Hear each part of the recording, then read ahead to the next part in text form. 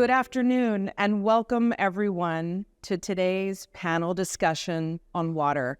It's always exciting to me when I've assembled such a group of talent with diverse practices, backgrounds, and experiences to talk about something so fundamental to all of us. None of us can survive without water, and yet we're in an area that, notwithstanding the incredible amount of rain we've had this year, we are still struggling. We have very little rainfall. We don't do as much as we should to preserve it, to capture it, to reuse it, to recycle it. And the people on this stage today are all incredible innovators in their respective areas with this problem. And together, I'm confident they can solve all the problems of the world. That's not even an overstatement. All right. So on my very far right is my good friend, BJ Kjaer.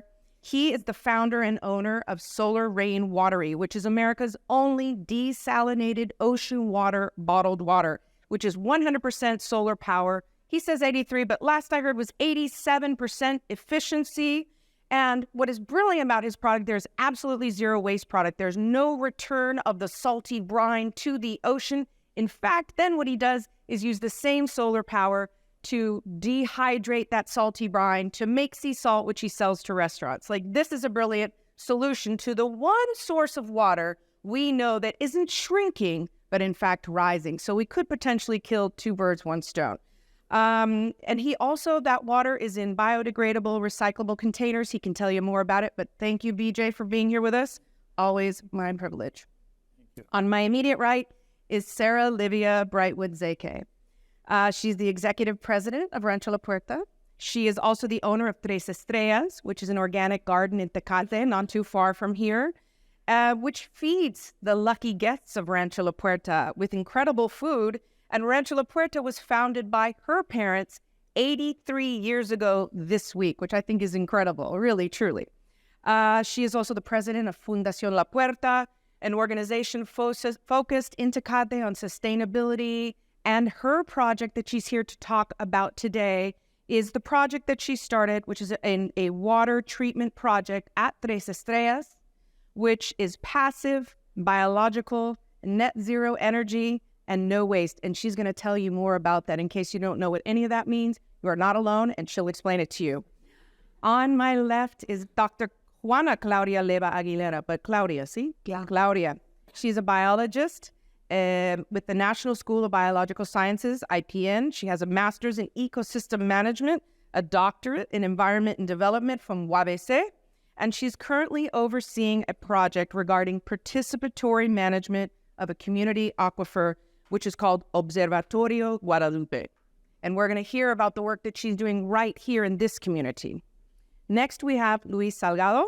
He has a Bachelor of Science in Environmental Hydrology and Water Resources from the University of Arizona. He is the Green Infrastructure Project Manager at Watershed Management Group in Tucson, Arizona. He's also, as I discovered, a member of the Arizona-Sonora Border Region Water Task Force. And he's focused on community-centric ecological approaches to education or educating the public about environmental issues and natural resource conservation, namely water. But not just water, but today we'll talk about water. And finally, last but not least, we have Alejandro Carrillo, who is a fourth-generation Chihuahuan rancher. He utilizes holistic land management practices to increase the yield. He's been featured in several documentaries, including Common Ground, which is just right today, premiering at the Tribeca Film Festival in New York, and he will be going straight there tomorrow to join in the festivities. So felicidades. And let's say he's a little bit of a magician, and I think everyone on the panel is. He has managed to increase the rainfall in his land and other land doing similar holistic land management practices by 10% by using mixed herd rational grazing. And I love that. When I asked him if he did rotational grazing, he said, no. I call it rational grazing. So actually, let's start with you. Let's talk a little bit about what you do, Alejandro. Tell me about the work you do. And thanks for the opportunity to share some of the things that we do at the ranch.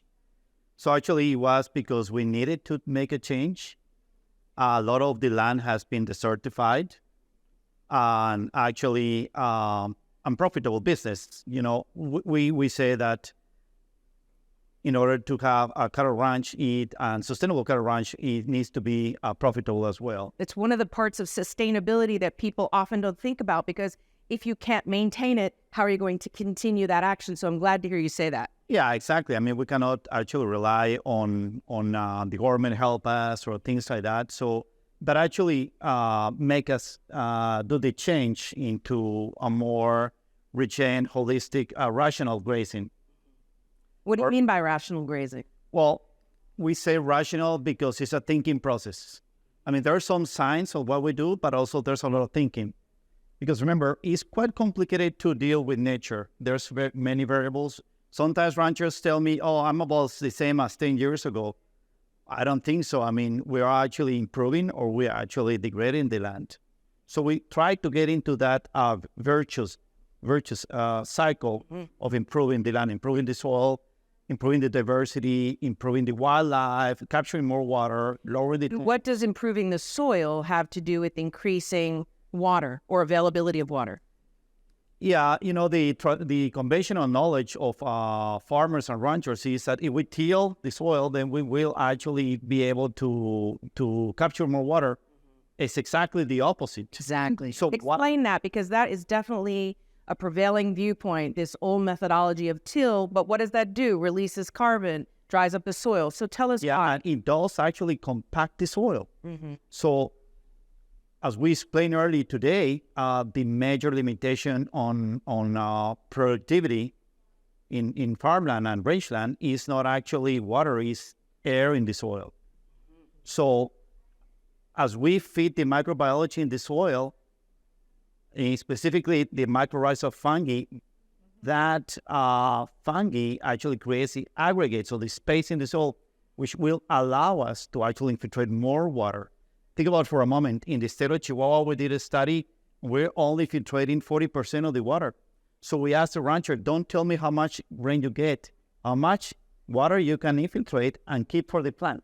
And you mean by that 60% that's hitting and just running off, which we all experience in some of the drier climates. But when you talk about infiltrating, you mean water that is literally captured and stored and preserved in the soil. And how do you do that? Exactly.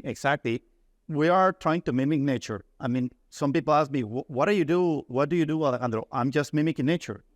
So in nature, you actually always cover the soil. You have diversity, not a monoculture. You have living roots. And then one of the most important tasks that we do is to fix the water cycle. What is a normal water cycle is when it rains, it infiltrates. And then it's taken by the plants and it evapotranspirates. When it does evapotranspirate, it's living water. It's not just like dead water, like evaporation. And that goes with aerial bacteria into the sky, to the clouds, and then it actually promotes, again, more rain. That's what we're trying to do by mimicking nature. And when we say mimicking nature, in northern Mexico, we have these big herds of bison making animal impact with all the tools that the livestock does, like the hoof impact, the saliva, the rain, the manure, and then we give it a rest.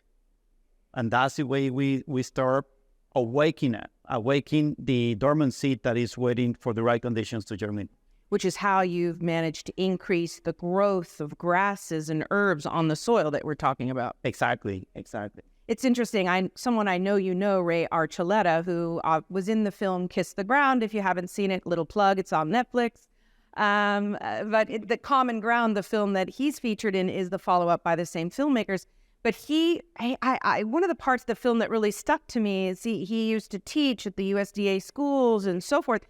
And he said that farmers learn that soil is simply a growing medium, that it's not alive. And yet we know that there are more microorganisms in one tiny handful of healthy soil than there are or ever will be human beings on the planet. And the difference between dead dirt and alive, healthy soil is not just for the plants, but also increasing the growth and also, as you say, bringing more water and rain and moisture to the region. And how? Tell me how. Yeah, it is. We need green plants. Why do we need? When we started working at the ranch, we only have green grass on the 3 months that we got the rain, the monsoon. Now, because we are now able to infiltrate more water thanks to the photosynthesis, because you need the photosynthesis to feed the microbiology. If you stop getting these green plants, then you're gonna reduce that populations, and then it's all gonna get compacted again. So that actually is what helps us to feed the microbiology around the year, and then to keep the water where the plant can use it. Because remember, we have our bacteria in our tummies, in our stomachs that help us digest. The plants depend on the microbiology. So they have a symbiotic relationship, and they need each other. One of the things, I know you're a cattle rancher and that's your primary business, but as I know you've said before, is that you don't just graze cattle. You have a mixed herd. And why is that? Yeah, you keep evolving on your management, trying to get as close as possible to nature. So in nature, you don't really have only deer, or you don't only have like all kind of different grazers, big horns and things. So why are we actually using only cattle? That really is not, it's a monoculture of grazers. Exactly. So same concept. So we're integrating donkeys, sheep, goats in a big herd. Horses. Okay, so now I'm going to move to you, Luis, a little bit. My panel hasn't gotten rolling yet. We'll get them going. But I want you to talk to us a little bit about what you do with watershed management. What does that mean exactly? What do you do at your organization and you personally? What moves you? Yeah, no, I just wanted to, that resonates a lot with me in terms of what I do with the work that I do with Watershed, and personally of mimicking the natural cycle, right? Of introducing the hydrologic cycle back into our built environments, our urban environments, through, implementing green infrastructure, making better use of the water that we get that would just otherwise run off, and who knows where it ends up, right? Evapotranspirated or ponded. So you're talking capture. Capture, right. And then we've heard there's active and passive capture. What does that mean? So active is kind of maybe what most people are familiar with. Active are those tanks, what are these called? The gutters, all those systems that you collect from your roof, put it in a tank, and then use that water for when you need it, right? I think one thing that goes along with active systems is that, it's very, relatively simple to kind of install these systems at somebody's home, someone's property, but what is the education behind how to use this water that we're now storing, right? Very much taking into context where you're at, the types of rainy seasons that you get, and what are you trying to grow, right? What's going to survive in your environment. So that's very much kind of a very reduced summary of active systems.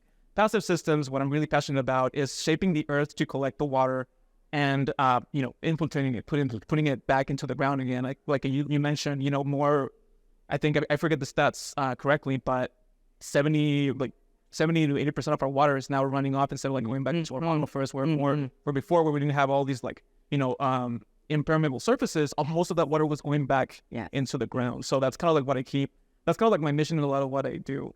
And kind of to your point of kind of different new ways, a rational way of rational pricing. Taking the time to observe your landscape, observe the nature, how things are working in your backyard, in your community, in your neighborhood, instead of getting into action right away, right? So it's long and thoughtful observation and looking at what's happening and knowing how to read the land so you can better make use of your resources and things that are falling right up on your head, right? One thing that I really like to say is don't just do something, stand there, right? Because you might as well just take the time and then try to streamline everything and then kind of go back and try to fix your processes. Let's get a holistic view, an integrated approach to these systems that we're deciding to bring back these systems into our cities.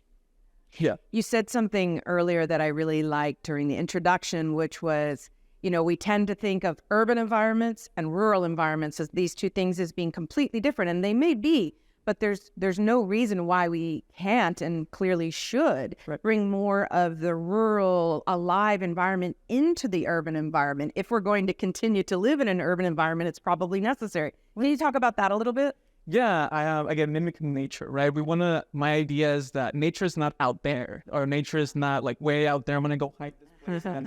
That's one day a week. I'm going to go to nature and then come back. Exactly. Let's make that part of our way of living, our lifestyles, right? Our sustainable livelihoods. We can bring the spaces here and sort of bring that big nature back into the city, right?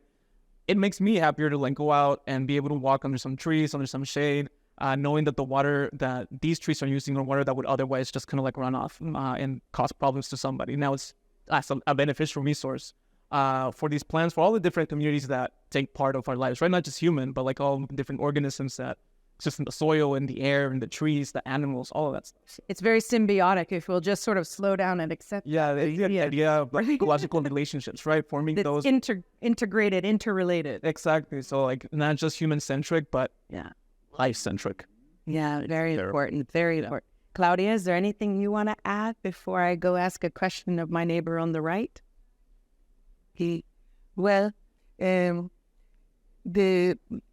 for my formation in academic formation, I like with biologists.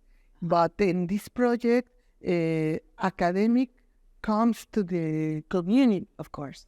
The Observatorio Participativo Guadalupe is the opportunity to the information, the academic information, using for the people.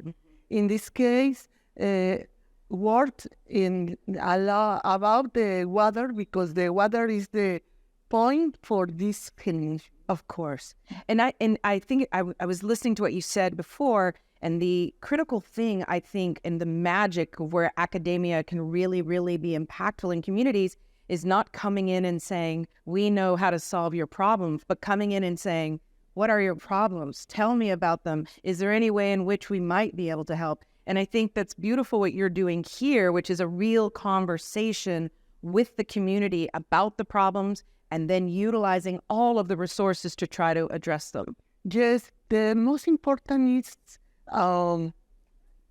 interchange of the knowledge, because the people make many things for the using the water for them.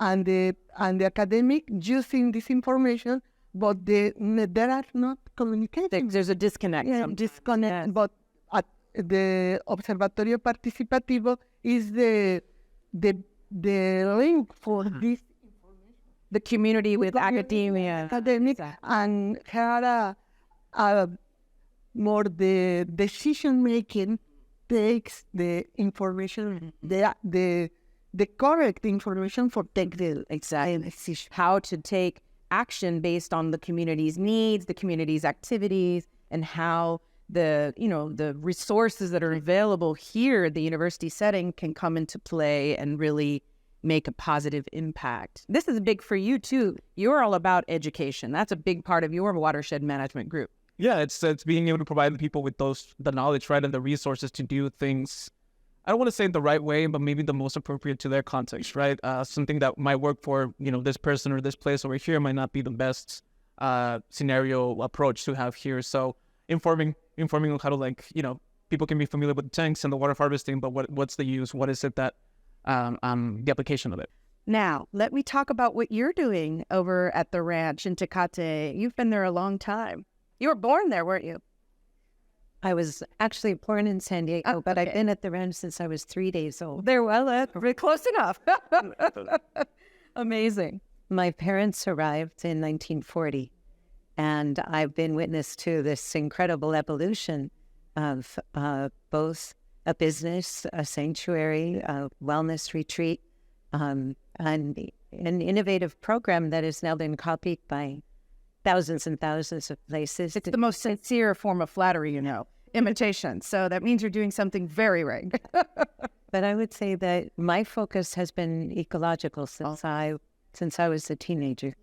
And my studies in school allowed me also to focus on education for our community.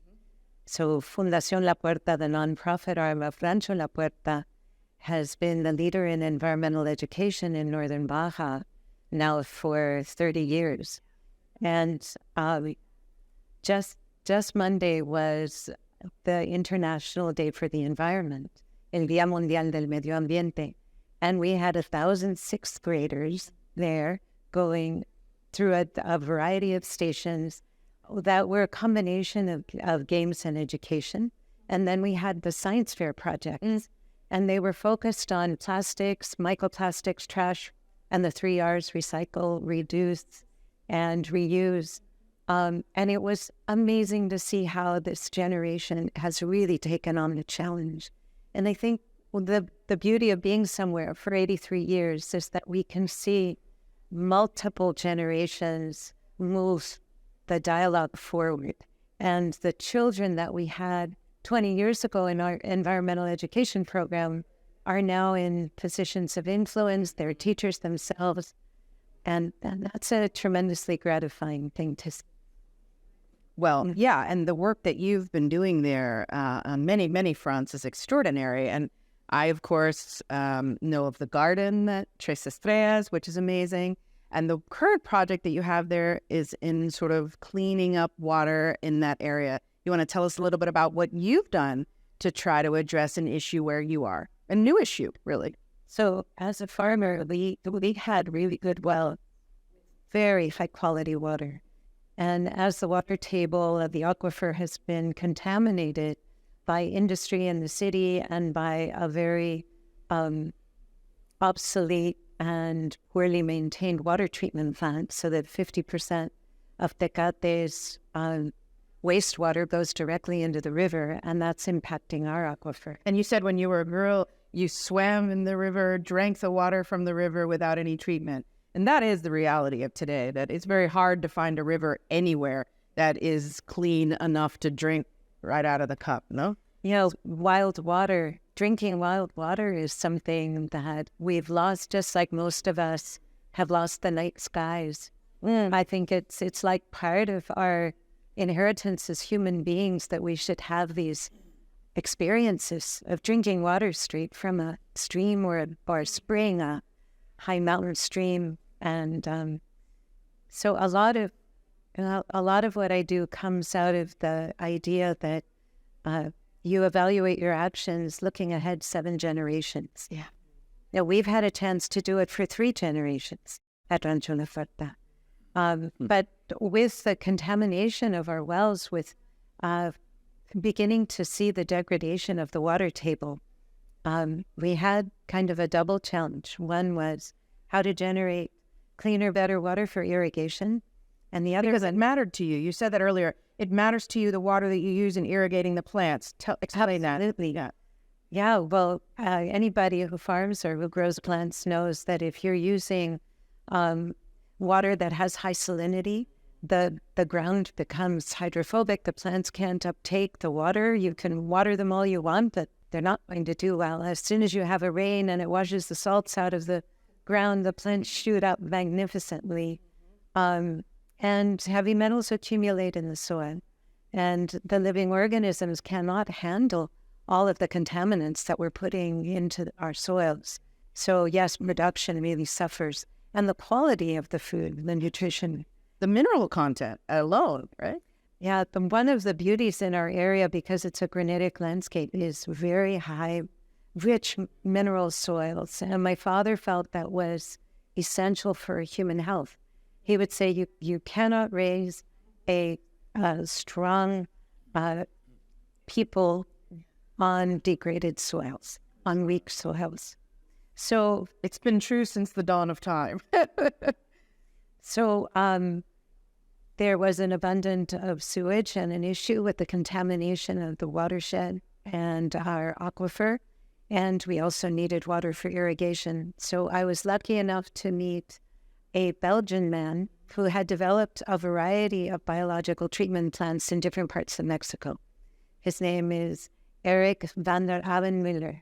And he has an amazing repertoire of challenges that he has dealt with, from creating wetlands for Chivas, which is the largest soccer stadium in Mexico. And you can imagine the volume of urine that gets generated in that environment. And so very big challenge for being able to transform that water. And he was able to do that. That's amazing. And then also he worked for Coca-Cola, and he also worked for tequila. So high fiber. All require water. Lots of sugar. And, you know, when you have these extremes, you have to develop a lot of tools. So he came to us and looked at our unique circumstance and realized that there was an opportunity there with so much domestic sewage that needed to be handled. So anaerobic biodigestion is what our gut does. It's some microbiome of our gut contained in tanks, and this upflow biodigestion that are in these tanks are basically using the same organisms that live in our gut, and they're the original organisms. And I'm going to repeat myself here because I just love this. Good. So archaea is the name of those original organisms that are methanogenic. They were the precursors to bacteria, and they were the first life on this planet. Archaea means the ancient ones in Greek. I love it. So the archaea do the majority of the work in digesting all of the nutrients that are in domestic sewage. So the three biodigesters, enormous biodigesters that we're using, are doing 85% of the job. And so our microbiome, the microorganisms in the soil and the microorganisms that are helping to turn sewage into clean water. So it's harnessing biology. And it's so incredible how the planet has all the regenerative capacity. It's interesting because we were talking about this a little bit earlier, that a lot of what we're talking about is going back to nature, to natural processes, working with nature instead of against nature. But at the same time, we really are also talking about science. We're talking about natural biology. And I think, sometimes we tend to think it's one or the other, but it really isn't. True biologists, we're talking about biology working with nature's powers, because the answers pretty much always are there, as we discover.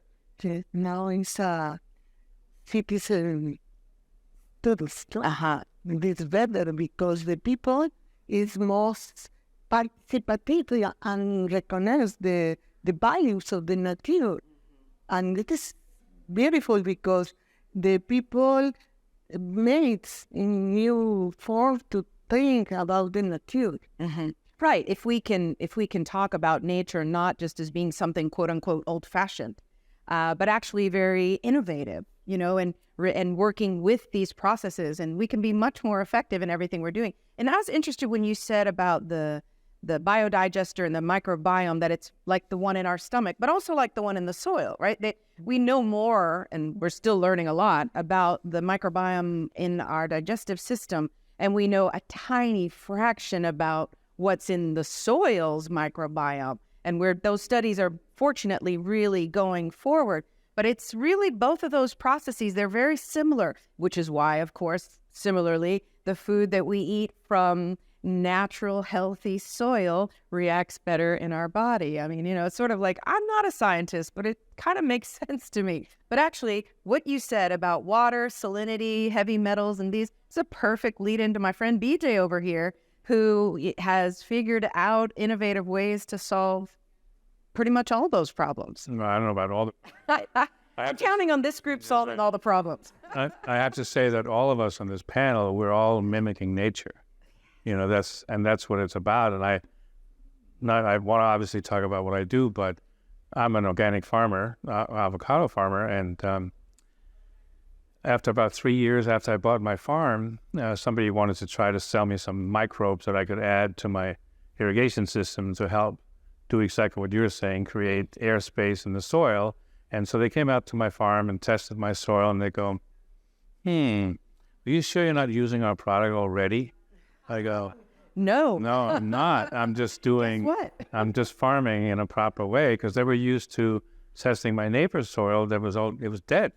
There was nothing alive in the soil anymore. Which is what you get under conventional farming with pesticides, herbicides, and a lot of chemical inputs. And then you have to put more in. And on the same note, I put in a septic system on the farm 25-something years ago.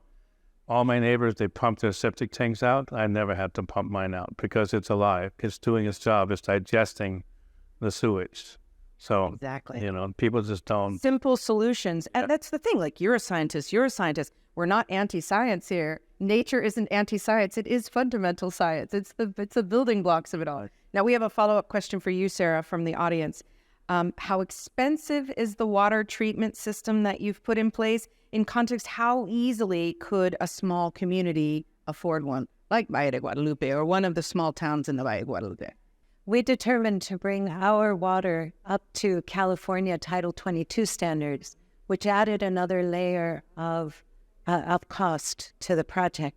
We also made it beautiful, which not strictly necessary, but still amazing. Because I wanted it to inspire people. Sure. So we first created a prototype that treats 3 liters of water per second, but we're building a much larger plant that treats 30 liters of water per second. 20 liters will be sewage from the town, and the other 10 will be what is generated at Rancho La Puerta and at the residences at Rancho La Puerta. So as far as cost goes, for that 3 liters per second of water, if you did the biodigesters, the biofilters, and the wetlands, it would probably be about $400,000. But that is producing that amount of water all the time. It never stops. It's a constant flow. And so all those 3 liters per second isn't a huge volume. Well, like 30 liters per second is a massive volume of water. Because it's flowing 24/7, it's a remarkable amount of water. Water costs in Tecate have gone up tremendously. And I do know that both Ensenada and Tijuana experienced severe disruption in water availability in this last year. So I think, the return on investments for these kinds of innovative plants and systems, they really need to be seen over the long term. But we know that they're going to become more and more financially reasonable as every year. As time goes by, water will only become more expensive. And harder to come by, potable water, even agricultural water. As you said earlier, it's 1% of the water that's available. Right, but you're solving 2 things. You're creating clean water, but you're also treating the sewage. So it's 2 in 1 kind of thing, where usually cities, those separate units. Yeah, that's right. And they really need to be one. The other 2 components that are important in the system is that the archaea are methanogenic. They create methane gas, and that's biogas. And we always think of methane as being bad if it goes into the atmosphere, but when you do is capture it, use it as fuel. It's 28 times worse for the atmosphere than CO2. So capturing methane is really important. And that biogas then we run through a generator and it goes back to the grid. And although the plant requires a couple more months before it's fully up and running, we're expecting that the energy that goes back into the grid will offset the energy to pump that water. So we are expecting this to be net zero. And the only waste product that comes from this is the mineralized sludge at the bottom of the biodigesters, which gets composted with the wetland plants. And so we get compost. You're regenerating the soil at the same time, which is incredible. One of the things you mentioned before, that one of the limitations on the system you have is a stream variant in alkalinity or in heavy metals, but this is something that you figured out how to address in your system. Yeah, so we use, as you know, ocean water to for desalinate. We desalinate ocean water, not the traditional way, which is done with reverse osmosis system. Rather, we use we mimic nature. Again, we use the sun, creating clouds, and then condense the clouds and make rain. And so the byproduct, of course, that comes out of that is salt and some heavy metals. We do it at low temperatures, so some of the minerals travel into the clouds and are part of the water, which somebody asked me earlier about, how many minerals are in your water? And I said, well, minerals can really only be absorbed by the body if they're organic minerals. And organic minerals you can really only get from plants. And so there can be all the minerals in water you want, but you're not absorbing them. They need to go through a plant to become absorbable. But anyway, so the salt, we filter that brine. We're 83% roughly efficient in converting ocean water to drinking water, compared to reverse osmosis system that are about 50% efficient. 50% of that water goes back in the ocean usually. With double salinity, which then affects. Exactly, a lot more salt, and that creates dead zones in the ocean, impacts, the wildlife, the fish and whatever. And so, because they need oxygen, and basically all that salt kills the oxygen in the ocean. So, but yeah, so we filtered, but we have a ozone chamber that we fill it, a chamber full of ozone, which you can generate out of air. So, and ozone is a gas, we know it, it's out there. And, but then we infuse water into the ozone chamber, which the ozone attaches itself to the heavy metals and pull them out. Which is fantastic. So, which is a really nice way. And then we can put the remaining brine in ponds, just like they do in France and all over the world. To the south of here, they have these salt ponds. And as somebody suggested to me the other day, we really should stop making all that salt everywhere. We should just use the salt from desalination plants, and that would be plenty of salt. And I've used salt. It's very good. Right, exactly. So there are ways to do it, but I have to say, I'm converting ocean water to drinking water because I wanted to prove that it could be done in a sustainable way. And an efficient way. And so, but the amount of rain and moisture that we have that falls on the ground, I truly believe if we treated it properly, it would be enough water for all of us. If 60% didn't roll on. Yes, exactly. And we had good soil, and every product we use, every table, every piece of plastic, every shoe, every cell phone that we use all require water to make. And we, certainly north of the border, we're very liberal about just getting new phones and new this and new that and whatever all the time. And we're only thinking of water as the thing we drink or maybe water our plants with. But water is used in everything. And so we need to be more conservative. I grew up in a country in Europe, that when we left the room in the house, we turned the light off. It didn't stay on. And when we were done using our water, we turned the water off. You brushed your teeth, you turned it on, and you turned it on and off. So everything was done that way. I think to burn a 60-watt light bulb for, 24 hours uses 4,000 gallons of water. Just because of the generating of the electricity and the cooling down of the turbines and whatever it takes, pumping it, around. It's crazy when we think about it. So just, it comes down to what you're doing over there, educating the kids, because we were educated. We knew to turn the light off. In Denmark, we have not 1 or 2 recycling bins. We have 7 recycling bins because we know what goes in what recycling bin. And I remember one time I was back visiting, and I had an old farm there, and it was around the holidays, and I put the wrong thing in the wrong bin, and the garbage collector had no problem knocking on my door going, "Hey, I'm not picking up your garbage because this is in the wrong bin." So it took, I think, a 6-pack of good beer to finally get him to pick it up. But yeah. Also made with water. Also made with water, exactly. It takes water to make a plastic bottle. It takes more water to make a glass bottle. It takes water to do everything. So I think if we really think about it, teach the kids, because a lot of the parents don't know it, but they can teach the parents, make a game out of it. Right. Maybe give them points in school for converting their parents to turn off the lights and doing things like that. That's you said it exactly right, because I think actually the funny thing is, the older we get, the harder we are to move a little bit on things, myself included. But when, kids learn about conservation, recycling, limiting use, they're the ones following behind you, turning the lights off. They are the future. They're the ones we can hopefully help to gather information, teach young kids, teach young adults, really how to manage these limited resources for the future. And I want to follow up on what you just said, that you're talking about cleaning water. You're talking about getting water where we need it from the ocean, which is the one water source that's growing instead of shrinking, and there's a problem there. Another good reason to use desal.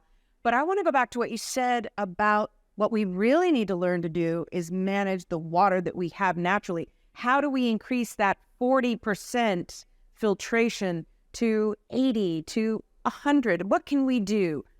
You two, these are your expertise, I think. Yeah, well, I think we're going back to mimicking nature. Because if we get our hands off of nature, then nature is going to fix itself.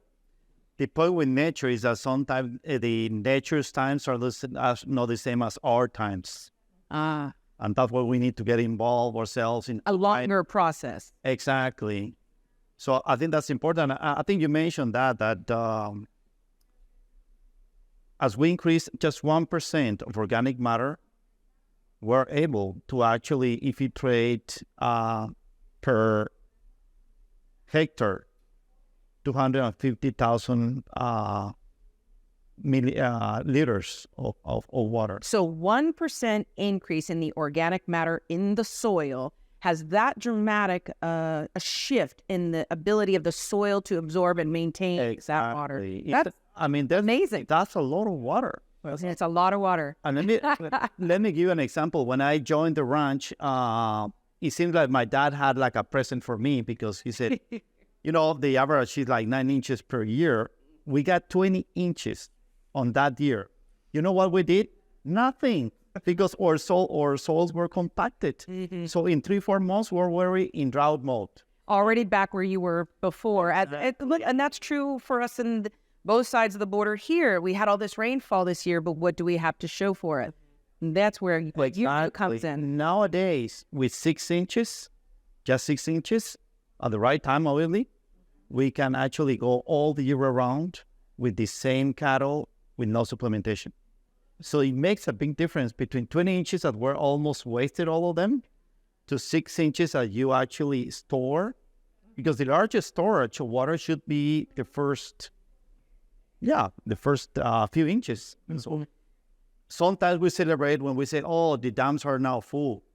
Exactly. Well, I don't know if I should celebrate that. The water should be in the soil, not in the dam. Aha, bravo. Well, because it's sitting there and it's evaporating, when you go past it. Sure. Like Hoover or whatever, it's sitting on it. It's evaporating and it moves through the Colorado River and down from Northern California to Southern California. So I think sometimes the whole global warming and the big picture is hard for people to understand. And kids too, they talk global warming, but do they really understand it? But there are things they can understand on an everyday level. For instance, it drives me crazy when I see people throw vegetables in the garbage can. It absolutely drives me crazy. I'm like, wait a minute, don't you have a composting bin? Everybody should be composting. Yeah. I mean, there should be a law that says this cannot go in the garbage. You need to compost in your backyard. And you don't need a lot of room to compost. No. And that compost would improve the soil and help keep the water where we need it and produce better food. Keep it out of the dump, put it in the soil. Yeah, exactly. No. And I think to both of your point and to your question about like getting more water in the ground, it's like, one fun fact that Brad Lancaster, a water harvester practitioner in Tucson and teacher, the region and globally kind of like moving these things forward, has on his website is more water falls in Tucson as rain in the average year than the average person uses in their home in that same year.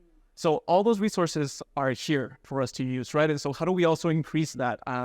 It's not just entirely up to us, right, to get all of that water in the ground. That's kind of like why I focus on the communication and making this knowledge more accessible, because collectively I think this is how we're going to get more water in the ground. Understanding why the process of composting is the process of composting is so important and vital to replenishing these nutrients, the health of our soils and our landscape. Another game I have for you to teach your kids, not your kids, but kids. The people that work. Collective. I don't know how many you have, but when I'm in the city and I see water run down the gutter, I chase it. I chase it all the way back to the source and I turn it off. Right. Or I could knock on the door and I tell people, what are you doing? And maybe it's a game for the kids. How many faucets did you turn off this week? Right. Or did you turn on that water? Yeah, where do you think it's coming from? Right. But another thing that we like to talk about is like the same water that we're using now, the same water that the dinosaurs were drinking. And we're not creating new water. Right. We're simply reusing it, which is an incredible point.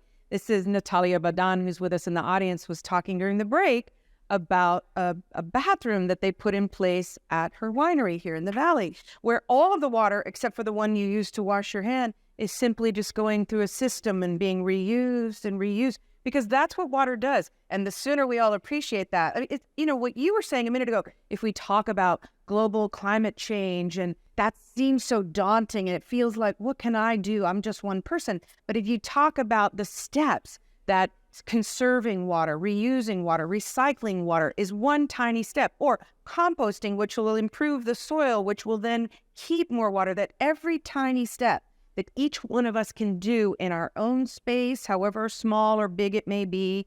This was the message of the Kiss the Ground film that I found so empowering. Whatever your space of control is, if it's 1 square foot, a yard, or 100 miles, or however many acres you have, a lot, you are impacting your life, your community life.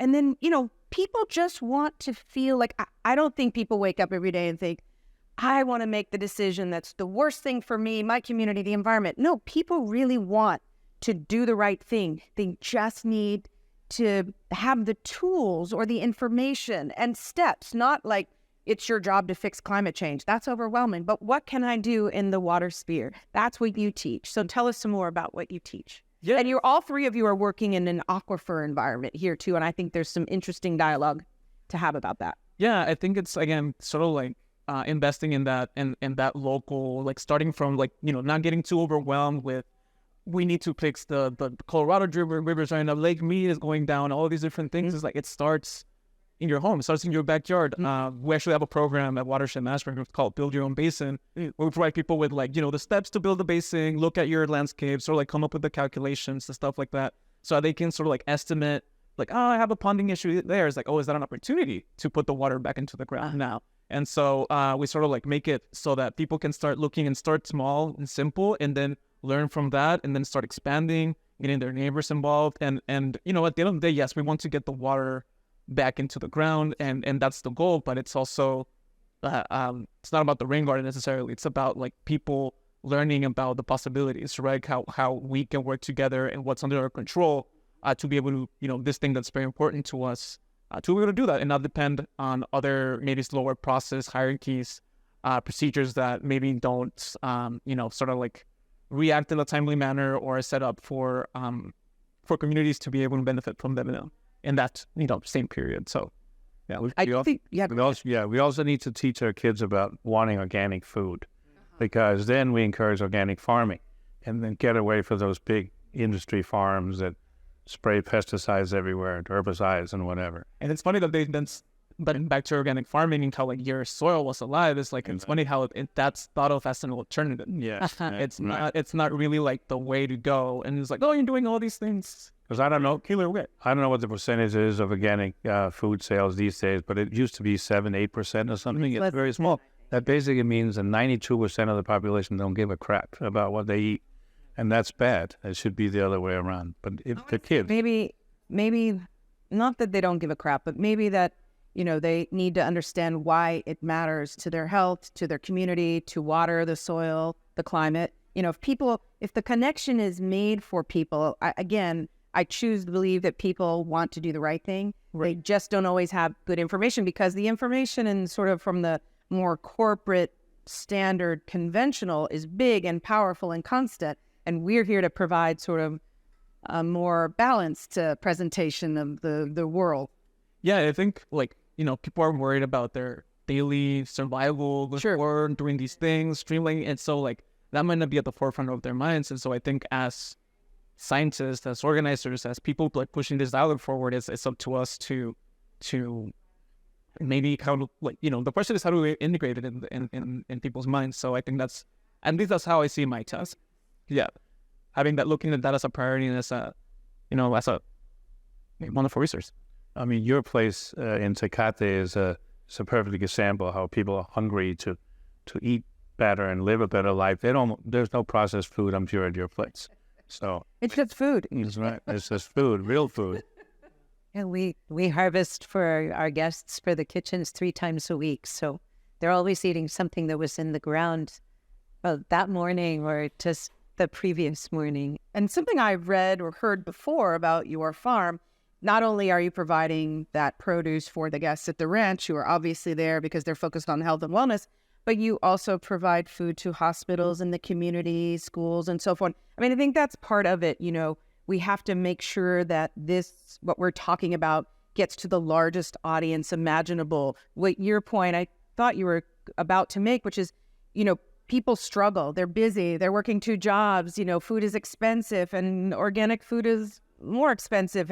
And those of us on the, who are working for systemic change, it's our job to try to level that playing field so that the subsidies aren't so disproportionate toward bad food, but rather make good food more available and accessible and affordable. But at the same time, we try to move that needle. We also want to explain and educate, why does it matter? What's the difference for my health, my microbiome, my community, the environment? And one of those will resonate with someone. Go ahead, sorry. No, I was going to say, why is it worth our time, right? Why is it worth our time to invest in tending to your garden and putting these systems in and observing? I think that's kind of it is worth it. The place but also need to change the switch, because the people think only in the problem. And in this case, in this study, to think in solution. Not just problems, but solutions. Yeah, because the people think all the problems, and don't think very well. Well, that's human nature, right? We get overwhelmed with the problems that we're facing in our life.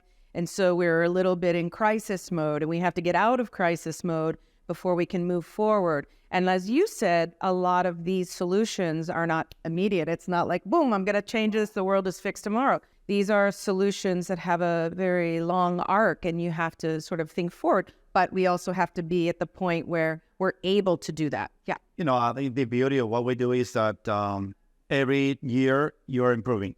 Uh-huh. Every year is better. It's not like, okay, it's going to take me 5 years to get to... Yeah, but every year you do it, you're getting better food. You're getting more wildlife. You're getting more life in general. I mean, like Gabe Brown said in his book, he says, I used to wake up every day to see what I need to kill. Now I wake up every day how to promote life. Uh-huh. And that's kind of changed everything. Some people, like consumers, ask me, how do I know if the farmer is doing a good job? Well, it's not rocket science. Use all your senses. Does it smell good? Does it taste good? I mean, we haven't really lost the ability to sense the food.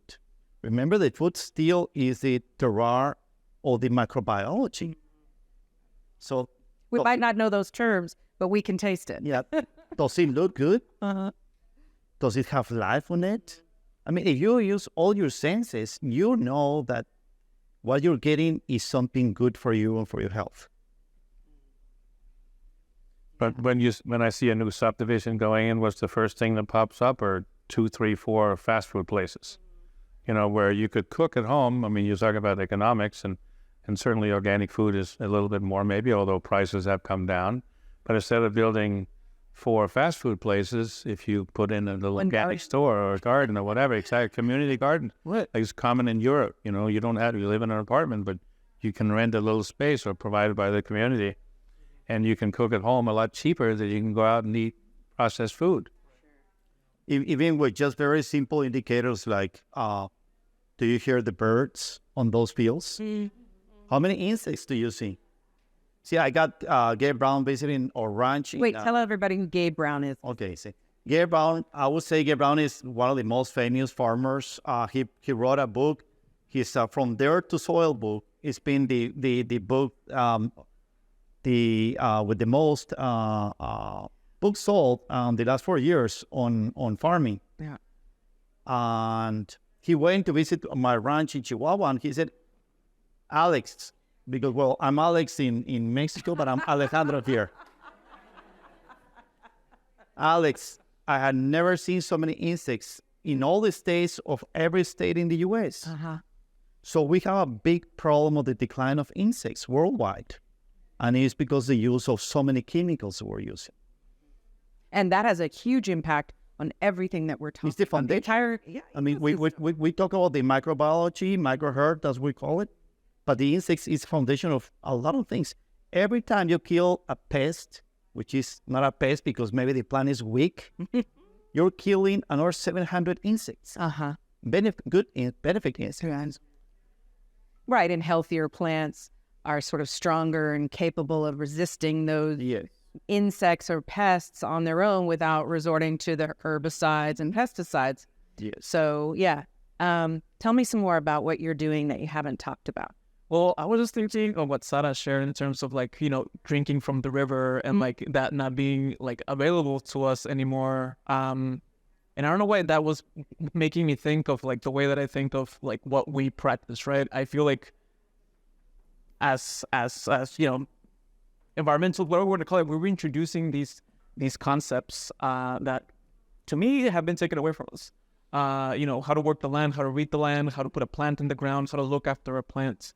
And I think I'd be remiss if I didn't mention that, a lot of the stuff that I do in terms of, green infrastructure, water harvesting, industrial resource conservation, we've put those names to these practices that people that have lived here, indigenous, communities that have lived here for thousands of years. Old practice. Right, exactly. And so, like, I think that's something that's very important to call it the work that we do to really honor those practices and the people that, learn to live in these lands, in the semi-arid region, whatever we want to call this region of the world, before us, before urbanization, industrialization, modern times, whatever we want to call it. I think I think that's one of the things that I like to communicate when we're talking about that is, being stewards of the land. We're respecting the land. We're forming a relationship with them. So, And we have a lot to learn. Yeah.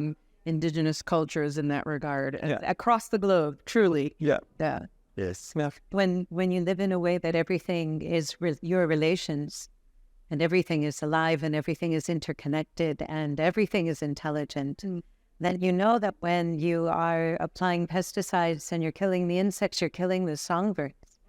And we've lost these. Then the bees that pollinate the crops. But that's one of the big challenges looking ahead. Is all of our farming is dependent on bees for pollination. 100%. So my fellow avocado farmers, my neighbors, when I first bought my farm, they were all slathering their trees with brown, who knows what it was, with helicopters. It was like Vietnam, kind of coming in low and spraying brown stuff on all the trees, getting rid of the mites or whatever, thrips or whatever it was. And I said, well, I'm not going there, so I'm going to start putting beneficial insects out on my farm. So we would get beneficial insects from insect trees and attach the lacewing larvae to each tree. We'd go around each tree, we'd get lacewing larvae cards, and the lacewing larvae would crawl up on the fruit and eat the thrips and whatever. And so we did it for years. And after a while, we really didn't have to do it anymore because they were there, and we would plant native plants where they could overwinter when there were no avocados on the trees. And the only places I really had problems were always on the border of where my non-organic neighbors were. I don't know if they were all jumping. No man's land. They were all jumping over on my side because they knew the helicopters were coming. But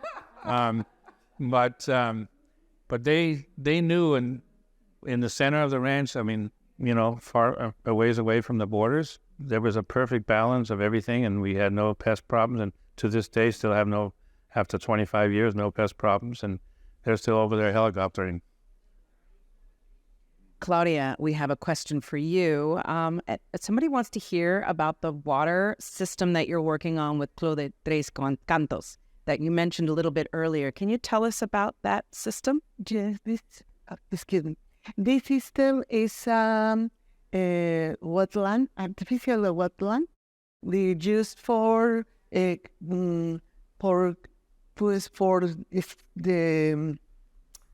captación de agua,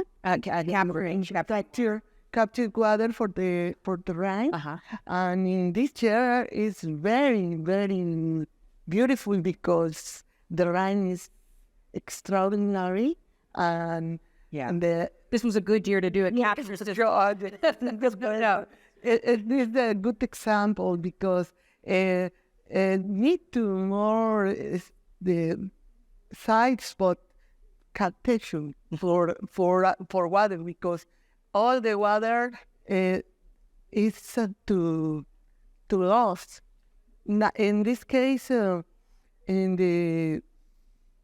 are a lot of reservoirs, but this is not ecological reservoirs. Right. And in this case, it's ecological reservoir because have a technology for filter the water into the ground where it's needed. Is needed. Yeah. It's interesting. I also sit on the board of UC Press, which is the publishing house for the University of California system. But they, of course, have published quite a bit on water.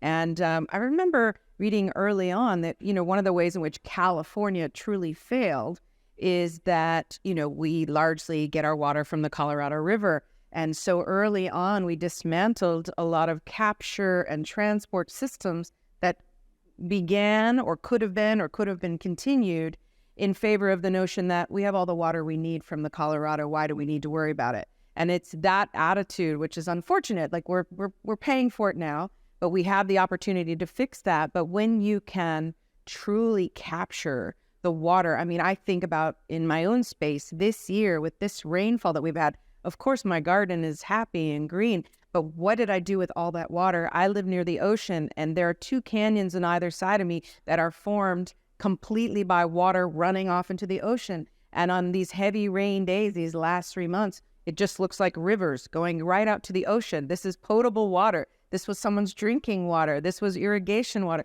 Then I think, how come we're not capturing that and bringing it back before it joins the ocean and needs your process to be reutilized by us? We have to get outside the box. And I love what everyone here is talking about in ways that you're doing that. And especially here in the Valle, in your system, is tell us about cost, because we talked about yours. Yours was obviously the creme de la creme system, and maybe your system could also be replicated for less money.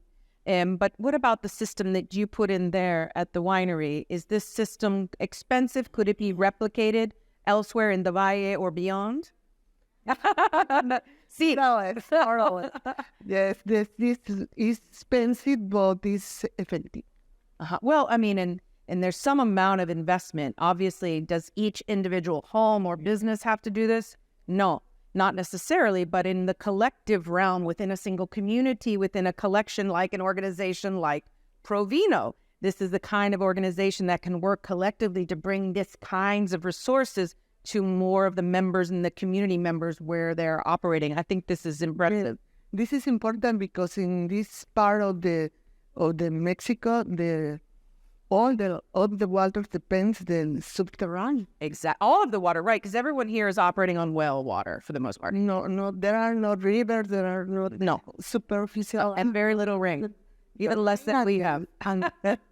Even the water. What is the rainfall here in Ensenada Valle? 2 drops, did I hear? That's what it feels like. No, what I live, not enough. More. Okay, yeah, the same. San Diego, 11-inch, which is not dissimilar from what you were talking. You said 9 is yours, and now you've got more. Now you've got 20. So we need to do what you're doing. No, there are more in Chihuahua. Well, we got 9, because Chihuahua has like 3 regions. Something I would like to add into this conversation is sometimes we as ranchers, farmers think about, oh, great that my neighbor is not doing this because I'm getting all the water from my neighbor. But that is not sustainable. Mm-hmm. I think we are within an ecosystem, we are within a community, and we need to share. This is not working in a corporation that, oh my God, it's only me. It should be a public knowledge. Because, for example, my ranch will not be sustainable if I don't help my neighbors. Yes. It becomes a disaster when it rains a lot, and then I have like over a meter of water, 3-4 feet coming from my neighbors, and make it a lot of destruction. So we always have the open door for them to come over. I mean, they're going to change at their own time. But at least I have 2 neighbors that already are making these practices. So we're making the area bigger, and then that will be eventually a flourishing community.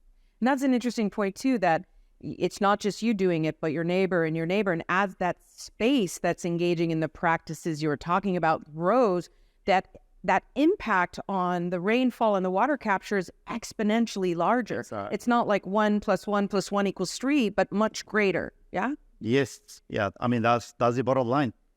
And also, we work very close with a lot of nature conservation organizations. Yes. And they actually, I mean, one of the beautiful things that we have seen is the increase of wildlife, all kind of wildlife. We work very close with the migratory bird conservations. And obviously, if the birds come to my ranch, it will be much easier for them to go to the next ranch. Exactly. They don't have a dead zone in between in which they're at risk, which is true. I don't want to be an island of grass nowhere. Like in the middle of. Yes, of course. One of the things that we found at Rancho La Puerta is that during the summer, it's 10 degrees cooler at Rancho La Puerta than it is in Tecate. And we've been planting trees for years, and we're now focused on a 10-year program to plant trees in Tecate. But that makes an enormous difference. It makes an enormous difference to the individual who is sitting under the shade of the tree, but it makes an enormous difference to the evapotranspiration to generate clouds, to create rain. Even the mist. We're seeing at our ranch, which is in the Chihuahuan Desert, some mist, more days with mist, and also mushrooms now. Another great, one of the ancient. Oh, yeah, mushrooms.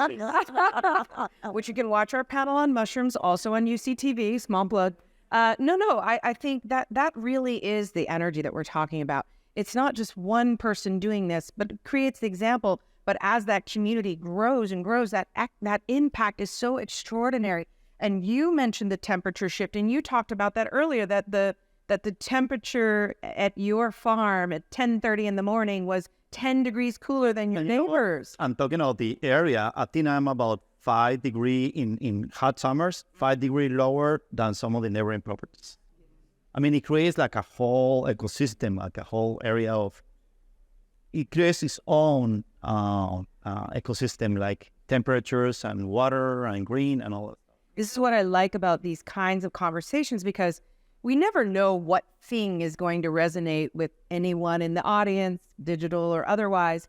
But there's something in your life, well, everything in your life is directly impacted by water. But something, hopefully, that you hear from this group of people gathered here today will make you think, what change can I make? What small change?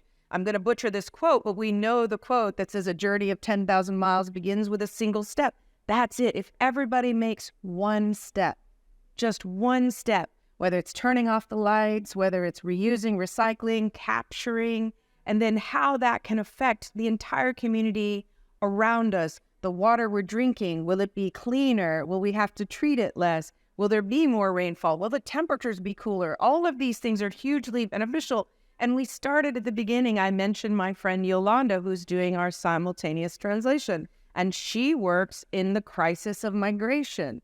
And one of the things that's happening, and we all understand this, in addition to everything we've talked about, is that migration of humans around the planet is affected by climate change and lack of access to water and extreme temperatures. So everybody benefits. If more people are stable in their own environment, everybody benefits. And so there's so many reasons for all of us to truly stay focused on this important issue that, as you said, covers everything that we do. Yeah, focused and like also open to, innovative approaches. Like I think I was talking to somebody earlier about gray water and the potential to like use that, from your washing machine, from your bathtub, like all that water, like you can be feeding trees instead of like going down the drain, for example. And I wanted to mention, to your point, I think in your previous presentation, you mentioned how it rains more now, where you are because you're introduced and you're calling, right? Like doing all of this, the lower temperatures. Yeah. Anecdotally, what is see like in really hot cities, like cities that don't have a lot of kind of carbon. Yes. Clouds will go around it. They just like the donut effect. They it's amazing, really. I mean, it's amazing what's going on up there, like the flows or the clouds. And we usually talk about having something to cover the soil, a living plant or litter or something. But if you see that the first shield we have is the clouds. Yeah. I mean, and in a very dry, degraded places, there will not be clouds. We can feel it when it's hot, and when you get a cloudy day, oh my God, it's so cool. Can it be more powerful to say that we can, in fact, make rain, we can affect our environment, we can improve it for everyone? And on that really high note, I'm going to close the panel, but open it up now. Thank you. So if anybody has a question for any of the panelists, I see Natalia Badan, front and center. Okay, fire away. The use of gaviones in the dry rivers, dry when it doesn't rain. Have you seen differences that last for years? Can you tell us a little bit about it? I'm very, very curious. Yeah, no. So, I mean, I think, in amongst us practitioners, we might have different opinions as to implementing gabions, right, as a restoration measure. But I've seen really good examples in Sonora, particularly, of these structures being implemented. And I've seen structures that are 1 year, 5 years, 10, 20 years long. And they're doing their work. Explain what that means, because not everyone knows, maybe. Yeah. And so, what these gabions are doing, gabions are essentially kind of like a bunch of rocks put into boxes, wire boxes. I see. We've all seen them. Yeah, to put them you put them strategically at a stream, at a riverside where there's a lot of erosion, head cuts, the energy of the water kind of like carving into the ground. And so you put those in there to kind of slow spread and sink the water in an effort to stem the floodplain, right? So the area where all of the water is going back into the ground. And like I mentioned, what I've seen and what I've, we as practitioners have different opinions on that, about what we're putting into the ground and stuff like that, where we're sourcing the rock from. But I see really good recruitment of native plants, extending the floodplain, particularly in the San Pedro, where I've seen it most, reintroducing the cottonwoods appearing again. Cottonwoods and willows and trees like that. And yes, Cuenca de los Ojos is a really good example, particularly Rancho San Bernardino, which is the one that I'm talking about. Right. Really good people doing really good work out there. And it's amazing to see what they've done in terms of regenerative agriculture, cattle racing, these different approaches. But I feel like Alejandro would also be a great person. Yeah. I'm very familiar with the area. I'm actually sitting on the board of these guys that had been able to actually get the creeks to be perennial creeks when there was really no water anymore. The only limitation that I see on the gabions is that usually the gabions work pretty well on riparian areas. Mm-hmm. But we need actually the act of the livestock to cover the whole area. Because you see very beautiful where the water used to be, beautiful, well, you say with these woody plants and these grasses. And we were actually the ones recommending Cuenca de los Ojos to add a livestock.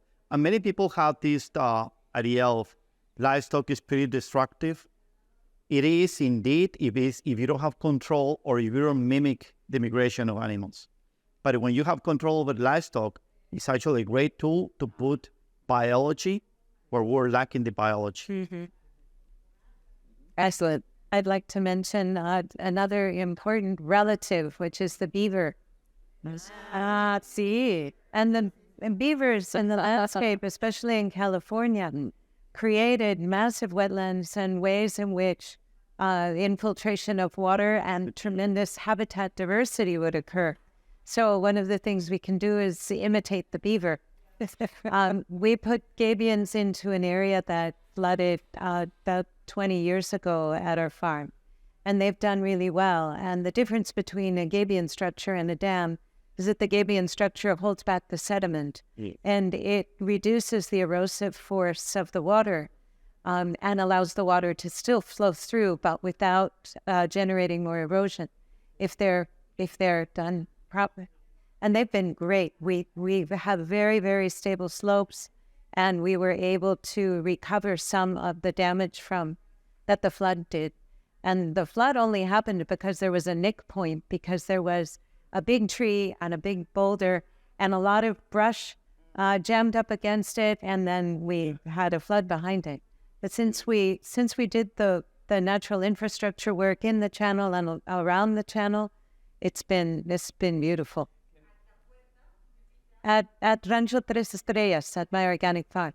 I'm gonna advocate for beavers a little bit more. They really are a keystone species, and they really are the ones that they're doing, the work that gabions are doing right now. If there were more of in our rivers, they would be doing all of this work for us and providing pools of water for deer to drink out of and all these different things. So yes, gabions, but also beavers even better. ¿Al cuánto tiempo de haber empezado con este manejo de ganado, empezaron a aparecer pastos nativos? Es decir, yo supongo que primero fueron anuales, pero lo que lo que se pretende es tener pastos nativos que duren todo el año, ¿no es así? Sí, así es. El objetivo es tener diversidad de pastos perennes, porque aunque nos llueve 3 meses, pero podemos guardar el agua, capturar el agua y guardarla, entonces esos pastos perennes que pasaron después otros 10 meses sin agua, van a retoñar verde. O sea, el verde es muy importante tanto para la microbiología, para el microrrebaño, como para nuestro rebaño. Porque póngase a pensar en un momento, el sur de México, el 80% del alimento que se hace, que se le da al ganado, viene de fuera del rancho, de la finca. Entonces, es un efecto tremendo el que tiene el ganado mal manejado en todo el ecosistema. Porque entonces empezamos a abrir más tierras y más tierras porque estamos degradando las que tenemos. Sí. Entonces, el enfoque que tenemos nosotros es, y lo aprendimos a golpes y porrazos, como decimos. A prueba y error. A prueba y error. ¿Por qué? Porque cuando empezamos con este manejo, empezamos a dividir el rancho sin considerar realmente absolutamente nada. Nada más decimos, nuestro peor enemigo es el área grande, hay que dividirla. Pero hay un problema con ese enfoque. Porque ese enfoque no considera las mejores áreas y las peores áreas, y aparte deja los potreros demasiado grandes, no hay el impacto animal que necesitamos. Ahora nuestro enfoque es muy distinto. Nuestro enfoque es, dime dónde están tus mejores lugares. Y eso aplica en todo, ¿eh? Dime, por ejemplo, estamos trabajando ahorita con agaveros en Jalisco. No empieces en el peor lugar. Es contra la naturaleza, empieza en el mejor lugar. Entonces nos vamos con los ganaderos. Los ganaderos y los agricultores somos gente práctica. Necesitamos ver resultados. Y no en otro rancho, ahí en nuestra finca, en nuestra propiedad. Al enfocar nuestras inversiones, al enfocar nuestro esfuerzo en tiempo y dinero en la mejor área, vas a tener resultados en la siguiente temporada. Entonces, esa es la idea, que empieces a una pequeña escala, por ejemplo, en nuestro caso en la ganadería, con intensificar, y luego muchas veces, y lo he visto mucho en California, bueno, en muchos lados, pero en California, para hacer un ejemplo cerquitas, la gente hace un excelente trabajo de pastoreo, pero regresa muy rápido. Entonces, acuérdense, aquí la clave de todo es la diversidad. Entonces, si tú regresas muy rápido, estás trabajando para 2 o 3 pastos, zacates, pero los otros le estás dando en la torre. Entonces, nosotros tenemos un descanso de 1 año, es el contexto. Yo creo que ustedes también están en el mismo contexto. Deberíamos de tener para nuestros animales descansos de 1 año, 1 año y medio. ¿Por qué? Porque estamos trabajando para 3, 4 especies de pastos. Necesitamos tener 100 especies de pastos perennes. This is the rational grazing. And you said, follow the cows. They know. Independientemente de trabajar en el rancho, escucho que están trabajando con agaveros. La pregunta ¿es como, digamos, en sociedad o es como también hacen consultorías? Lo pregunto porque en el Delta del Río Colorado se está buscando proyectos bueno, que combinen la ganadería, silvicultura, etcétera, para eficiencia de agua. Entonces pregunto por si, ¿cómo operan con los agaveros? ¿Es sociedad o es consultoría? Bueno, en el caso de los agaveros es consultoría. Es consultoría.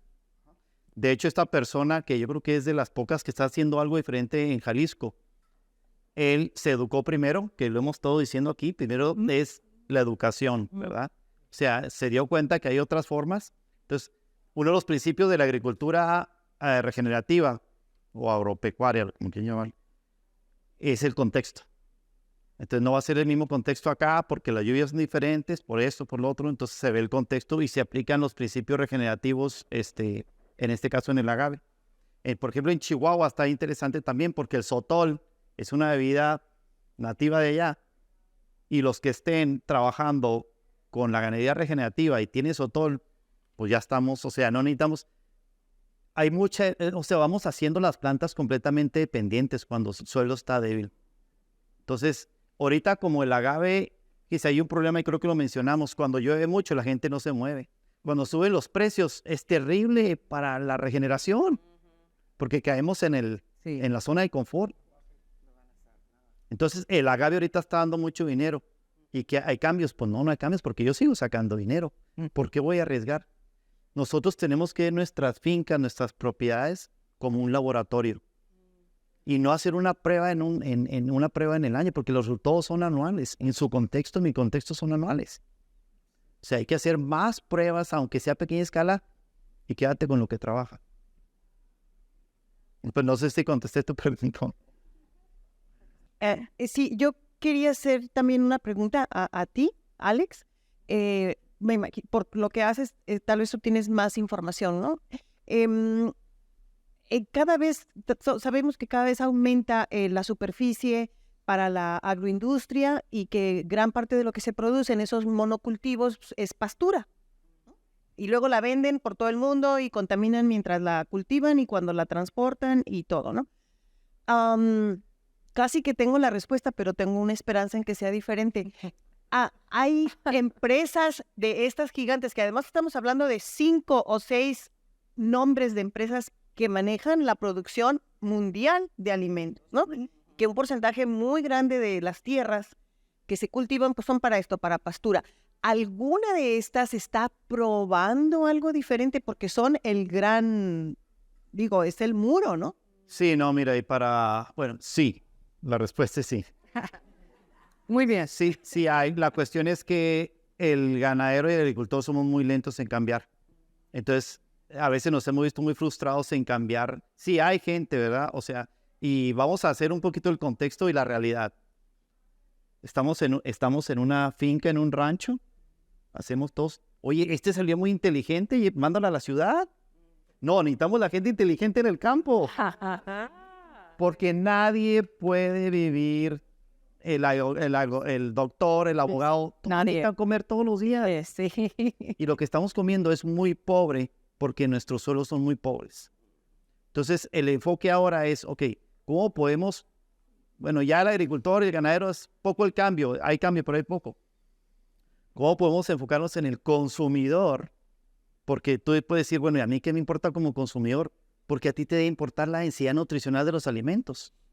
O sea, si no hay suelos fértiles, no hay densidad nutricional. O sea, ya olvídense son todos los componentes terciarios que de hecho le dan el sabor. Por eso los alimentos no tienen casi sabor, porque no hay vida en el suelo. Y las corporaciones que ya le están viendo un beneficio económico porque le van a decir al consumidor, si yo tengo este proceso regenerativo, yo estoy mejorando, tienes que mejorar el suelo y a ti te va a ir mejor en la salud. Entonces sí tenemos empresas grandes que son las que han estado, de hecho, inyectando millones de dólares a la agricultura regenerativa. Que esperemos que no se distorsione el nombre o no se abuse del nombre, ¿verdad? Pero sí hay esperanza. Yo quisiera compartir un ejemplo también. La cervecería en Tecate antes echaba todo su desperdicio al río y apestaba, era mucho nutriente lo que desgastaban hace muchos años. Pues como hace 20 años empezaron a cambiar ese proceso y desde que entregó Heineken, todo ese material va para ganado. Y es el principio que no hay desperdicio en la naturaleza, que estos círculos tienen que ser círculos virtuosos en donde todos los nutrientes se utilizan.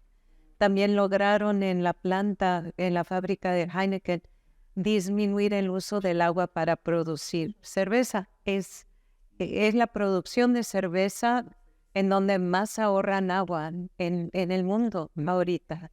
Entonces, cuando hay esa necesidad, sí hay maneras. Y cuando uno de los grandes problemas que sucedió en el mundo fue cuando se separó el cría de animal del cría de las plantas. Total. Y la fertilidad del animal se sacó y se tuvo que reemplazar con químicos. Entonces, otra vez es tratar de juntar. To find, and from a wine perspective, to find the right pairings, right? Ajá. Lo que debe, lo que va bien junto, hay que mantenerlo junto. Y mire, quiero agregar algo. En una ocasión estábamos en la India y yo siempre estoy promoviendo esto. Estábamos en una convención de la ONU y me acerqué a la delegación alemana. Y me dijeron que, no, pues que usted te dé una presentación. No queremos saber nada, porque 1 kilo de carne requiere tantos litros de agua. es cuando fallamos en el pensamiento holístico. En nuestra propiedad, si aumentamos de 2 pulgadas, que es el suelo degradado por hora de infiltrar, a 18 pulgadas, nuestra finca, nuestra propiedad tiene capacidad de captar agua en un año para satisfacer todas las demandas de agua de una población de 100,000 gentes. Entonces hay que verlo siempre holístico, ¿verdad? O sea, qué es lo que estamos haciendo y cómo beneficiamos todo el ecosistema. Bruno, ¿preguntas? ¿Sí o no? Sí. Bueno, quería tocar un tema que nos ha tocado mucho y tiene que ver con los baños secos. Es para Sara y para Luis. Quería saber si ustedes están en procesos de aplicar ese sistema, si están educando gente y pues que hablen un poquito del tema de baños secos porque creo que es un gran tema que es súper importante en cuanto al agua, ¿no? Pues en Parque del Profesor, donde Fundación tiene todos sus programas educativos, tenemos baños secos. Y en Rancho 3 Estrellas tengo algunos baños secos también. Yo creo que algo que es muy importante es cambiar ese chip que tenemos del asco o porque no huelen, son limpios. Es una maravilla. Y luego usamos los orines, se tienen que diluir con agua, pero esos orines diluidos con agua son un excelente fertilizante. Y sí, es un desperdicio tremendo. I once saw a cartoon where there's an African child looking at a Western older man saying, "You do what in your water?" Yeah, sí. ¿Por qué? Porque es agua potable, es agua que se podría estar tomando y cada vez que le bajamos al excusado, cada vez que le bajamos es agua potable que está yendo. Está potable cada vez. Se puede tomar esa agua. Y igual nosotros en Tucson, en nuestro sitio demostrativo, se llama Living Lab and Learning Center. Usamos, obviamente, los baños que tenemos ahí son secos. Y es uno de los primeros puntos que hacemos cuando tenemos visitantes. Pues aquí son secos. Hay letreros de cómo usarlos y qué tanto papel, qué tanto serrín, qué tanta agua para diluir. Pero, o sea, creo que es una de las atracciones, ¿no? Es una muy buena manera de la gente también de interactuar. Algo de lo que no están muy acostumbrados. Se ven, no, pues esto puedo hacerlo. A mí me encanta dirigir a la gente cuando también hacemos tours en este centro que tenemos demostrativo y les explicamos de dónde va y cómo es que usan el nitrógeno, el potasio y todo esto para que las plantas crezcan y estén felices. De otra manera, pues nomás se esteriliza. Y es ese como el cambio de chip, ¿no? Es la cambio de perspectiva, oportunidades en vez de problemas para utilizar estos desechos que en realidad pueden ser recursos para beneficiarlos. La misma problema con gray water también. Yeah. We need to switch the way we think about recycled water. You know, I grew up in Germany like you, which is a place that rains constantly. It's very green, looks like Portland. Rain, rain, rain all the time. And when I was a little kid, the water was immediately recycled and put back into the system. We only used recycled water in a place that arguably didn't need to, right? You know, so it can be done, and we have sort of this aversion to dry toilets or recycled water, and we have to change the chip, as you said. I think in Denmark now, when they build new houses, they require that you're digging up streets and stuff. They love to dig up streets to put up in a sewer, and then they close it up, and then they dig it up again so they can put a fiber optic cable in, and then they close it again, then they dig it up again. So, My neighborhood. next time they dig it up, put 2 pipes into the house. Put one for, potentially gray water and one for sewage. If you don't want to collect it and capture it in your own place, but in apartments, for instance, you could treat the water separately and differently and recapture that water. De hecho, en el último trabajo que hicimos en el Valle de Guadalupe, para nosotros fue bien sorprendente ver que muchos de los establecimientos sí están poniendo baño seco o baños en donde el agua se recicla, ¿no?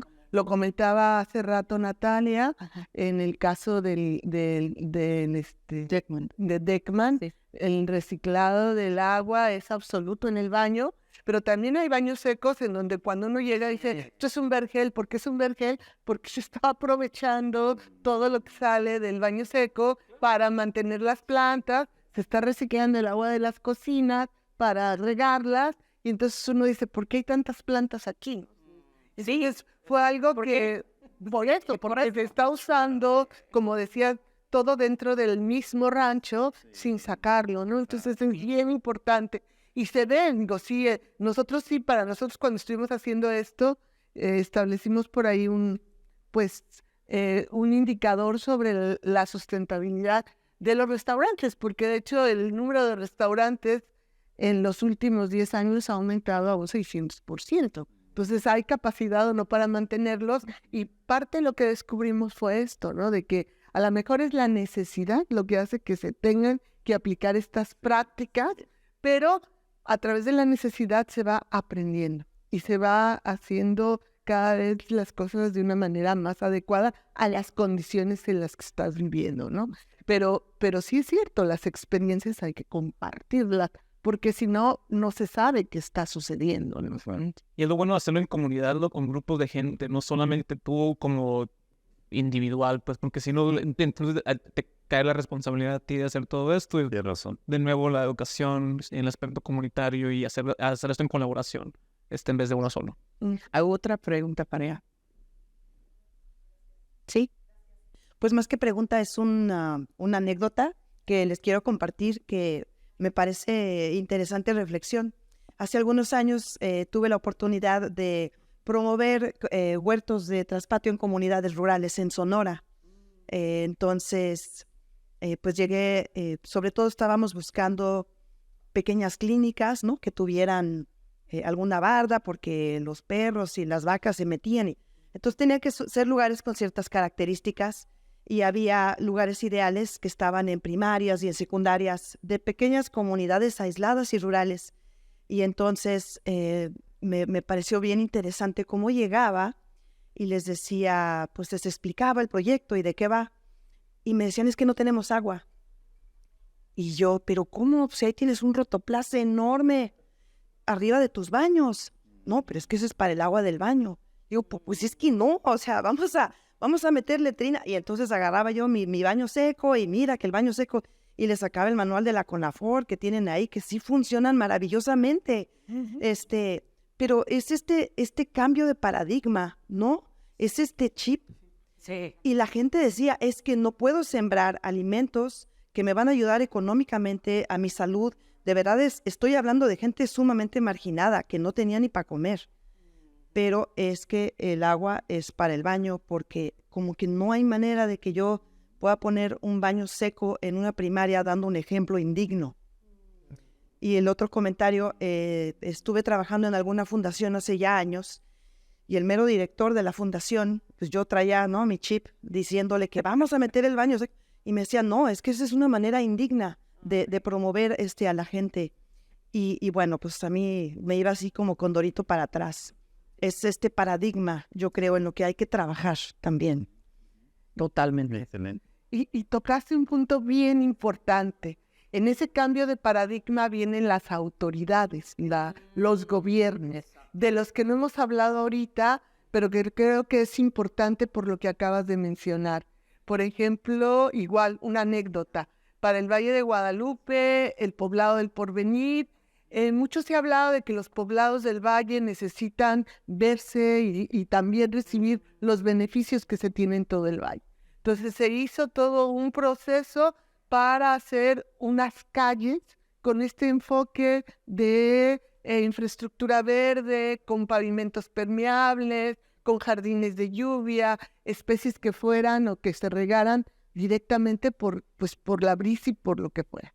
No hubo manera de que las autoridades municipales autorizaran el proyecto.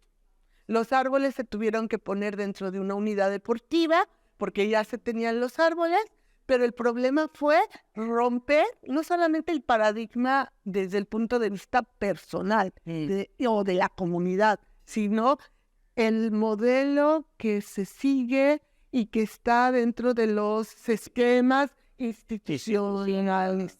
Entonces, esa parte yo creo que Es más complicado. Tiene también que trabajarse, es más complicado porque como somos un país tan diverso en términos de México, y creo que pues también en Estados Unidos se da esta diversificación, pues no podemos, las políticas públicas son generales y en realidad cada localidad, cada región debería de poder tener estas excepciones adecuadas a las condiciones, ¿no? Y esa parte es muy complicada y hay que trabajar.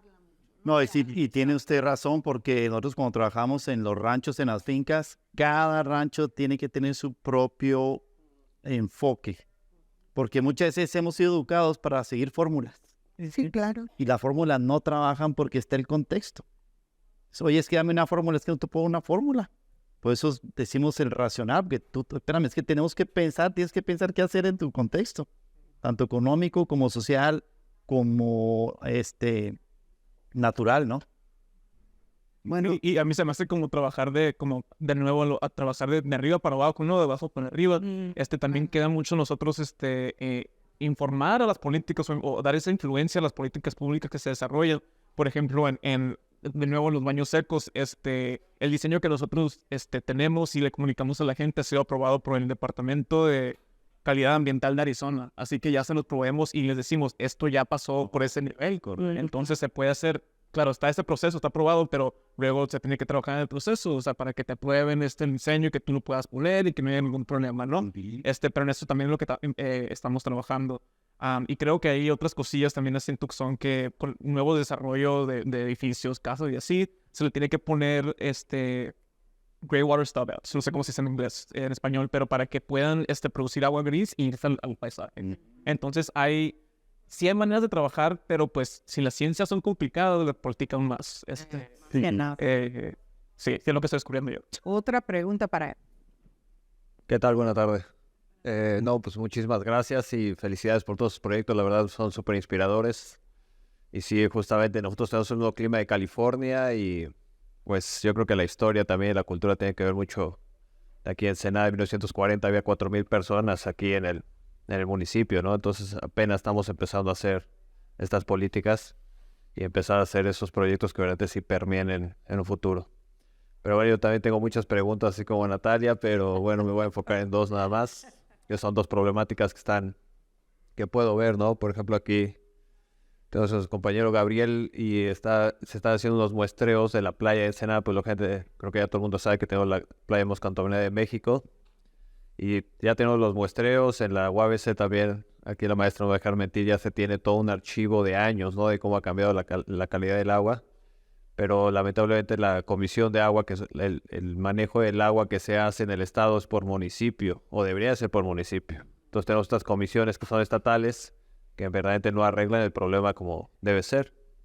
Entonces sacamos a la mesa la otra vez de cómo podríamos demandar, o ustedes en su trayectoria, cómo podemos demandar de una manera mejor internacional, porque como el agua de aquí llega también a Estados Unidos y la de Estados Unidos llega para acá, verdaderamente compartimos ese mar.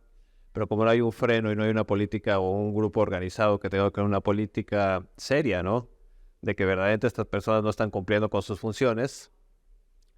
Entonces, esa es mi primera pregunta. ¿Ustedes qué comentario, qué hazaña o qué manejo se podría hacer de una manera internacional o en equipo para poder ir a demandar estas comisiones y tener mínimo esos muestreos que estén al alcance de todos? Y mi otra pregunta, también Mexicali, en el Valle de Mexicali hay un problema con los trigueros, con la gente que vende trigo. Están en protesta hace como 2 o 3 meses porque no les compran el trigo al precio que debe de ser. O sea, se los compran en 6,000 pesos, mientras que debería ser como en 10,000, 8,000 mínimo para tener una rentabilidad. Pero no sé qué proyecto, qué manejo, qué consejo le darían ustedes a todos estos trigueros y a todos estos agricultores en el Valle de Mexicali, que ellos riegan por inundación.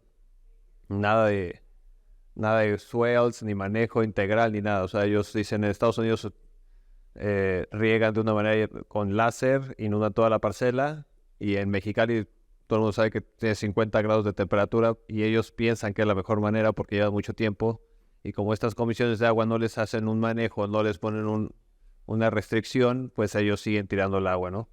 Entonces esa sería mi segunda pregunta. ¿Qué consejo le podrían dar a los agricultores de Mexicali que nada más siembran trigo y alfalfa? Y también tienen mucha ganadería, pero la tienen de toda mal manejada. Entonces me pueden contestar esas dos preguntas de qué consejo le dan a los trigueros y qué manejo internacional o qué estrategia podemos utilizar para poder tener una mejor calidad de las plantas de tratamiento que tenemos en el municipio. Gracias. Yo creo que a la primera pregunta, creo que podría extender un poco. Creo que aún se necesita mucho que aprender, o sea, hay mucho que aprender sobre cómo se manejan, ¿no? Las aguas. Es muy diferente dentro de estados, entre municipios, y luego también empieza a considerar cómo se maneja en Estados Unidos, ¿no? Y cómo se miden diferentes cosas. Así que de lo que yo he aprendido ahorita mucho tiene que ver la armonización de datos y el intercambio de sabiduría para saber qué es lo que ha pasado, qué es lo que está pasando, qué es lo que va a pasar, para poder empujar ese diálogo, ¿no? De manejo. Creo que ahorita todavía es muy delicado en el aspecto de decir, vamos a manejar esta cuenca, este río de esta manera, porque son dos diferentes países, dos diferentes estados, 15 municipios que todos están participando, y no solo el gobierno, pero también la academia, y las ONGs y otros esfuerzos que a lo mejor no están en sinergia. Entonces, no solamente el hecho de que se necesita aprender más sobre qué es lo que está pasando, pero también llegar a ese nivel de sinergia donde se puede hacer un impacto más claro, ¿no? Para poder avanzar ese diálogo de manejo de aguas y cuencas, ríos. Es lo que he aprendido, porque es lo que me interesa a mí en lo que he estado trabajando ahora con el cuenca del río San Pedro y de Santa Cruz, cómo interactúan ambos nodales, cómo interactúa Agua Prieta con Naco, cómo interactúan estas regiones, pues, y cuáles son los intereses, cuáles son las industrias. Entonces es algo muy complicado, pero sí es muy interesante. Sí, mira, la segunda pregunta, en Chihuahua bueno, hay todo tipo de cultivos, pero uno de los cultivos más fuertes es el nogal, o sea, la nuez pecanera. Y ahí tenemos 2-3 ejemplos con agricultura regenerativa, en donde se siembra unas 15 especies distintas, o se trabaja sobre lo que ya estaba nativo, y se meten las borregas. Y esa gente está ahorrando el 50% del agua. Obviamente no inundan, porque fíjate, los excesos causan más problema, igual que nosotros. Oye, es que necesito tomar esta vitamina, y la tomas en exceso y es un problema, que no es tan simple como, es que nomás tomo esta vitamina, ¿no? El exceso de agua mata también mucha microbiología. Entonces yo te garantizo que ese tipo de riegos, ¿por qué están preocupados de querer? O sea, obviamente el sistema no trabaja, porque siempre que paga los platos rotos es el productor, y ahí está todos los brokers o los coyotes, ¿no? Pero realmente, por ejemplo, en una ganadería regenerativa o una agricultura regenerativa, nosotros no estamos preocupados por los precios, porque lo que mata más al agricultor son los insumos, o sea, lo sintético. Y entonces, si tú tienes un monocultivo, estás expuesto a las plagas, que no tienes diversidad, ¿verdad? Y luego si estás inundando ahí, y aparte, imagínate los cambios de temperatura, inundas y luego no tienes nada entre los surcos, y luego en las altas temperaturas, te está matando toda la microbiología. Y si no tienes microbiología, tienes una planta débil, y si tienes una planta débil, Tienes un producto. tienes que traer de fuera para poderla. O sea, por eso le llamamos a ese tipo de cultivo hidroponía extensiva. Sí, porque en el suelo nomás lo está deteniendo para que no se caiga, y se caen como quiera. Entonces, ahí mi recomendación es, mira, es difícil cambiar a los productores, y ya les dije, nosotros el enfoque que hemos tenido en Chihuahua es, ok, estamos enfrente de 100 personas, ya detectamos y el que quieren, que ellos tienen hambre, y bueno, yo no quiero discriminar aquí a nadie, pero muchos son los jóvenes y las mujeres las que están liderando esto. Entonces, y vamos a pedir la gracia de Dios para que el papá lo deje hacer algo, porque muchos de los padres estamos obstaculizando el avance. No, es que así lo hizo yo, mi abuelo. Sí, pero tu abuelo agarró una tierra fértil. Tú estás agarrando polvo. O sea, y estás con una planta completamente pendiente de todo. Entonces, aquí la cuestión es aplicar los principios de agricultura regenerativa, y muchas veces la gente piensa, pues es que no producen lo mismo. ¿Cómo vamos a alimentar el mundo? Eso es, dirían los americanos, bullcrap. Bueno, con esto, entonces vamos a terminar esta discusión. Gracias a todos ustedes y un aplauso por todos esos expertos que tenemos acá.